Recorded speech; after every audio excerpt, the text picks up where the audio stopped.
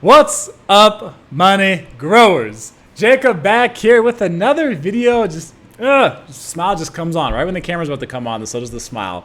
So hoping you guys are having a great day today. Hoping you guys are growing your money today and every day here on the Money Growth Project channel, because that's what we like to talk about around here.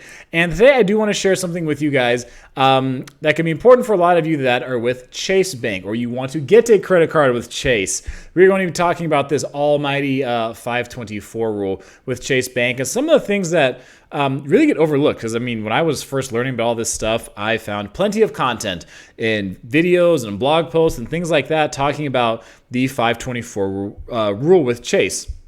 And there are some things that don't get talked about as much, some points that I've learned actually from those of you in the comments section, right? My subscribers. So I'm going to give a shout out to Doc here because he gave several of these points I'm going to talk about. So some of these are my experience. Some of these are experiences from my subscribers you guys have shared. So thank you for sharing all of that. So guys, let's jump into this. Hit the like button and subscribe to the channel if you haven't done so yet, because there's so many more gems to come on this channel, so many more things to learn that I'm happy to share with you guys.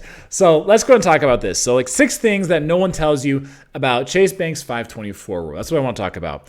Now, the first one, if you're at 524 and you request a credit limit increase with Chase, if you do a credit limit increase request, hard pull if you do it. If they do it on their own, then you'll be okay. And sometimes I've been told they do it at like the anniversary on your card, but that did not happen for me for any of the 4 credit cards I have with Chase. So if you're above 524 and you request the credit limit increase, it will be a hard inquiry and it will be an automatic denial. So this is one of the things that was shared by Doc. So thank you, Doc.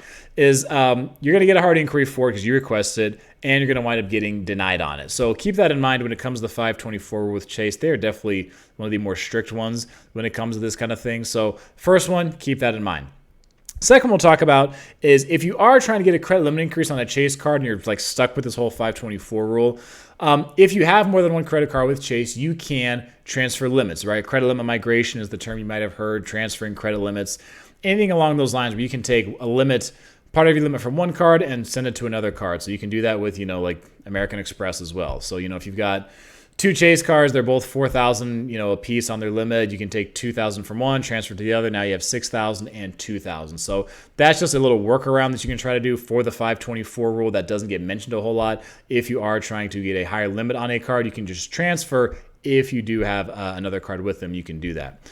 The third we'll talk about, the third thing, if I can talk correctly, it's late at night here in Las Vegas, you can trigger a review for a credit limit increase with Chase Bank if you simply update your income on the profile. So that's one way. Again, another way to try to get a credit limit increase with them without getting, destroyed by this 524 rule, without getting a hard inquiry, without getting denied and all that sort of stuff. There's another way you can try to work around this 524 rule by updating your income in your profile. So when you update your income, that'll trigger them to take a look at your profile in their algorithm, in their system. And then, if your income's gone up, they may give you an increase on your credit limit that way, because now they say, okay, well, this person's making more money. If you're going to do that, hey, you do want to make sure that you're all squared away and not just making up numbers, because if they request documentation and you don't have it, or you can't prove it, or, they find out you lied, you could be in trouble. So, it's your own choice. Do what you want to do, but just understand that that is a way to do it. So with Chase, if you update your income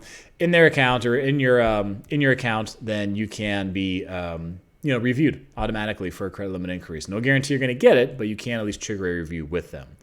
Now, the fourth thing you want to know about this whole 524 rule with Chase is that they do look at the spend on your account. So depending on how much you spend on your credit cards and things like that, that is going to be a factor if you're trying to get that credit limit increase, but you're still trying to work around this whole 524 rule and all that kind of thing. So they are going to also look at the spend on your account that you have when it comes to your cards. So if you want to get that increase, but you don't want to get limited by the 524, use the cards more. Right? Banks like when you use their cards. Every time you swipe their cards, they make money from it. Even if you don't pay interest on anything ever, they're going to make money from those fees just for the transaction. So they like when you use their cards. The fifth thing we're going to talk about is if you spend heavily, and this is one thing that, again, shout out to Doc, he mentioned this specifically himself, saying that he got 3 credit limit increases this way just by spending heavily with those cards. So if you got your Chase Sapphire Preferred or the Reserve or, the Freedom Unlimited or Freedom Flex, some of you might like those rotating categories and things like that. If you're spending a lot on those cards, they're going to look at that favorably. So again, they make money when you use the card. So if you're using the card and you have a good income, they're going to be much more likely to look at that and say, okay, we can actually, give this person a credit limit increase and that kind of thing, because your income is good, you're using the card a lot, you're making them money, you're building rapport with Chase, they're getting more data on you, they're getting more information on how you spend. They're probably going to like you more because you are showing that, you're using the card quite a bit, and that's how they make their money. So keep that in mind. And the sixth and final thing we'll talk about, this is more of a caveat when it comes to the 524 rule, because I'd seen a little bit about this online, because most of the stuff, when you read about Chase's 524 rule online, it's going to focus, of course, on the personal side, because there's more people looking to get personal credit cards and do personal credit than there is on the business side. And the 524 rule definitely applies to the personal side of credit. Now, my whole thing with the 524 rule, when I was researching this, and several of you have asked me this in the past, was does this apply if you want to get a business credit card with Chase? Does it apply to that?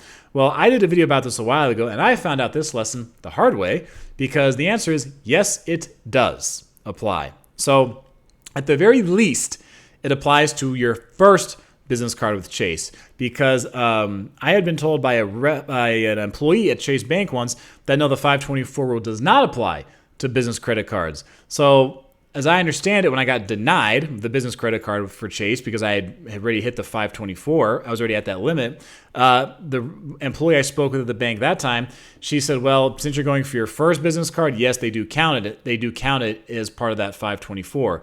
So I even tried reconsideration for it. I even had the bank rep call in for me, so it wasn't me calling in. She called in on my behalf.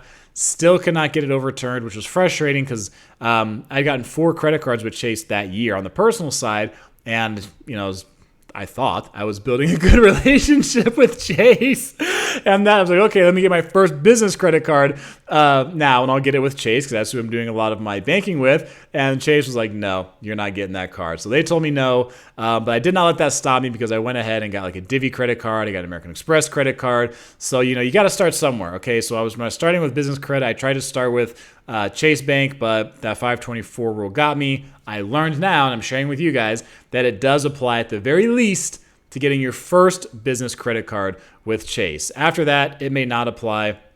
Once you already have one business credit card with Chase, or they may not care as much about that on the business side because, business credit's a different animal than personal credit.